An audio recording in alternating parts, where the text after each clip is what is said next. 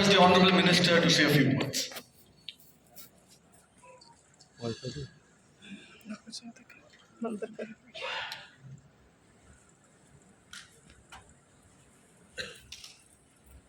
Pune international film फेस्टिवलमध्ये उपस्थित आमचे मंत्रिमंडळातले सहकारी आदरणीय चंद्रकांत दादा पाटीलजी, आदरणीय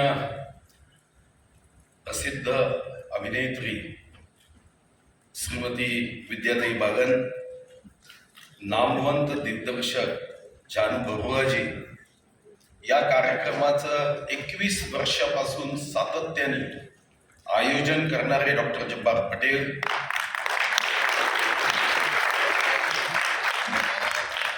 आमच्या विभागाचे फिल्म सिटीचे MD श्री अविनाश ढाकणेजी आणि इथं उपस्थित माझ्या सर्व रसिक बंधूंनो, मान्यवर बंधूंनो व भगिनींनो, मी सर्वप्रथम ज्यांना या फिल्म फेस्टिवलमध्ये पुरस्कार देण्यात येणार आहे,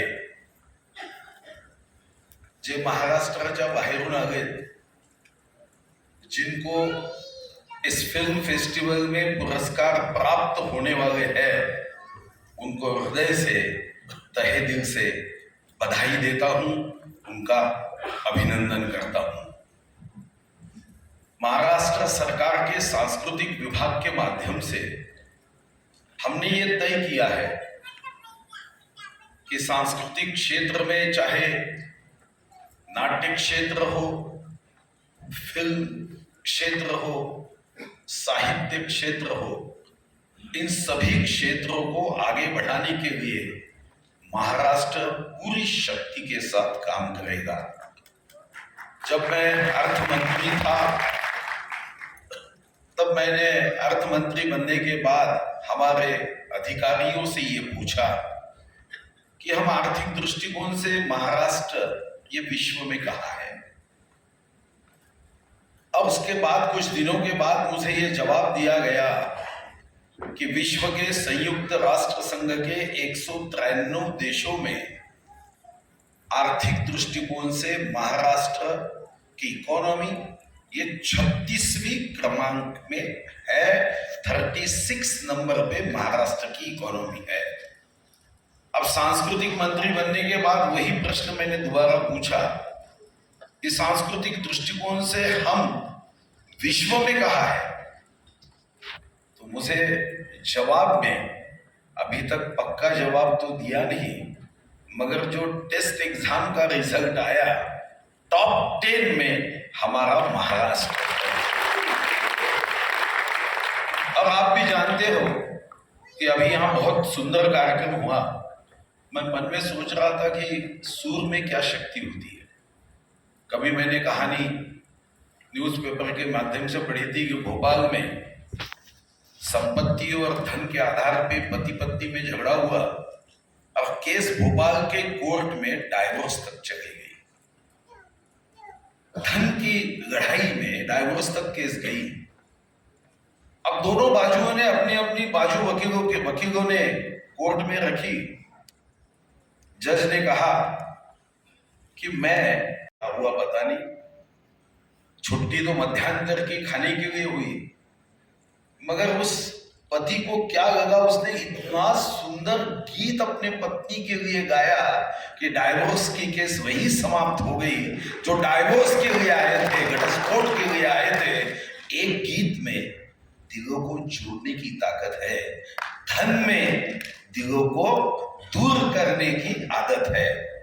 अब हमें तो ये सांस्कृतिक क्षेत्र से मन को आगे बहुत शक्ति, ऊर्जा, उत्साह देने के लिए काम करना है। जब यहां मैं सुर सुन रहा था तो मैंने मन में सोचा कि सबसे अच्छा सुर किसका होगा, तो एकदम से मेरे ध्यान में आया, ये बात तो सही है, कोई कहेगा स्वर्गीय लता मंगेशकर जी का, सही में वो तो अमृत था, उनकी आवाज में अमृत की शक्ति थी। पर मैं मन में सोच रहा था कि सबसे बड़ा सुर, वो सुर की शक्ति किसमें है, वो तो अपने माँ की आवाज में है। जब वो अंगाई गीत गाती है तो हम तो सो जाते हैं। तो सुर में वो शक्ति है। अब वही शक्ति को आगे बढ़ाते हुए अब फिल्म के बारे में, जब 3 मई 1913 में पहली फिल्म निकली तो ये भी एक आश्चर्य है कि 3 मई 1913 में राजा हरिश्चंद्र, और फिर 1931 में जिसमें डायलॉग थे, गीत थे आलमर। तो मैं मन में सोच रहा था कि 1913 से 1931 तक आवाज तो थी नहीं, क्या चेहरे पे अभिनय होगा? कि चेहरा बिना शब्दों के अभिनय अगर करता होगा तो उसे तो सैल्यूट करने की बात है कि चेहरे में क्या ताकत थी। और ये सिर्फ फिल्म से हो रहा था, और फिल्म ने आज बहुत बड़ी प्रगति की है। अब एक बात मुझे हमेशा लगती थी, 2000 से ज्यादा फिल्म देने वाली अगर कोई इंडस्ट्री है तो भारत की है। अब आने वाले दिनों में हमें यह भी सोचना होगा कि हम लोगों की कॉपी ना करें, लोग हमारी कॉपी करें। ये हमें आगे सोचने की बात है, और इसलिए हमने कई निर्णय किए हैं। जैसे मुंबई की चित्रनगरी है, उसको अत्याधुनिक करना, यूनिवर्सल स्टूडियो से भी आगे करना, रामोजी फिल्म स्टूडियो से भी आगे करना। कोल्हापुर की चित्रनगरी है, हमारे चंद्रकांत दादा ने मुझे 300 करोड़ देके एसएनडीटी यूनिवर्सिटी के ब्रांच चंद्रपुर में दी। तो मैंने दादा को कहा, मैं वित्त मंत्री था, कर्ज लेता हूं तो बैच के साथ वापस देता हूं। तुमने मुझे कर्ज दिया है एसएनडीटी यूनिवर्सिटी का, अब बैच के साथ कोल्हापुर की चित्रनगरी ये इतनी अप्रतिम बनाऊंगा कि जब कभी राजनीति छोड़ने की इच्छा होगी तो एक क्षेत्र आपके लिए खुला रहेगा। और डिजिटाइजेशन करने का हमने निर्णय किया है। एक यहाँ पे हमारे जोशी जी है, उन्होंने बहुत अच्छी कल्पना बताई, उसको हम आगे बढ़ा रहे हैं, वो भूल गए होंगे। वो है कि बॉम्बे स्टॉक एक्सचेंज है, नेशनल स्टॉक एक्सचेंज है, वो धन बढ़ाने के लिए इक्विटी देते हैं। हमने कहा कि मन को समाधान देने के लिए इक्विटी देने वाला कोई होना चाहिए। अब हमने ये सोचा है कि बॉम्बे स्टॉक एक्सचेंज है, वैसे फिल्म इक्विटी देने वाला स्टॉक एक्सचेंज होगा। अगर किसी के पास अच्छा कंटेंट है, पैसे नहीं है, तो भी चिंता की बात नहीं। जिसके पास थोड़ी थोड़ी पूंजी है वो भी फिल्म में लगा सके, और उस पूंजी के आधार पे बहुत बार मन में एक इच्छा रहती है कि मैं भी प्रोड्यूसर के लाइन में मेरा भी नाम आना चाहिए। जो इक्विटी लेगा उसका नाम भी उस फिल्म के पर्दे पे दिखेगा और उसके आगे भी जाएगा। देश में एक बात डॉक्टर जब्बार पटेल जी को शायद पता नहीं, मैं फाइनेंस मिनिस्टर था, जीएसटी 1 जुलाई 2017 से जब शुरू हुआ था, एकमात्र महाराष्ट्र है जिसने जीएसटी आने के बाद कारपोरेशन के एंटरटेनमेंट टैक्स को समाप्त कर दिया। ये तमिलनाडु में नहीं हुआ और बाकी राज्यों में नहीं हुआ। हमने महाराष्ट्र में मुंबई के कारपोरेशन का एंटरटेनमेंट टैक्स हो, नागपुर के कारपोरेशन का एंटरटेनमेंट टैक्स हो, हमने सभी को समाप्त कर दिया कि सहजता से, सुलभता से और सरलता से लोगों को इस फिल्म को देखने की अनुमति मिले। अभी महाराष्ट्र सरकार अपना ओटीटी प्लेटफॉर्म कर रहा है, पोर्टल कर रहा है, और हमने ये सोचा है कि हमारी ये जो सांस्कृतिक क्षेत्र के माध्यम से ये फिल्म इंडस्ट्री को हम बढ़ावा दें। हमने मराठी फिल्मों के अनुदान को भी बढ़ाने की हमने चेष्टा की है, उसका भी जीआर हम निकाल रहे हैं। अत्याधुनिक सुविधाएं हो, मगर एक बात मैं इस माध्यम से, जो भी फिल्म बनाते हैं वो सिर्फ एक फिल्म नहीं बनाते, वो लोगों के हृदय तक पहुंचने वाला एक ऐसा फिल्म बनाते हैं कि जो लोगों के दिलों तक पहुंचती है।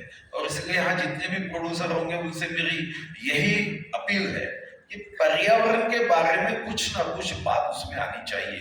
अगर हम पर्यावरण के बारे में लोगों को शिक्षा के माध्यम से पहुंचाने का काम नहीं करेंगे तो निश्चित रूप से हमारा दृष्टिकोण ये आगे निश्चित रूप से हमें चिंताजनक होगा। मैं माननीय डॉक्टर जब्बार पटेल जी को सदिच्छा देता हूँ, शुभकामना देता हूँ। जब्बार भाई, हम हमेशा साथ में रहे, सरकार महाराष्ट्र की है, हम हमेशा ऐसे अच्छे कार्यक्रमों में हम साथ में रहते हैं। आपने यहाँ पे मुझे कहा कि आने वाले दिनों में कुछ पुरस्कार की राशि बढ़नी चाहिए, सरकार विचार करेगी और इस फिल्म फेस्टिवल को, अभी तो 21 साल का हुआ है, आगे ऐसी ही तेजी से अमृत महोत्सवी वर्ष के माध्यम से जब हमारा ये अमृत काल शताब्दी महोत्सव तक चलेगा, ऐसे ही हमारी इंडस्ट्री आगे बढ़ेगी। और मनोज कुमार का जो गाना है, जीरो दिया मेरे भारत में, तो सिर्फ जीरो नहीं दिया, हमारा भारत विश्व का गुरु बनेगा। ये हर बात हम विश्व को देने के लिए तैयार रहनी चाहिए। बहुत बहुत धन्यवाद।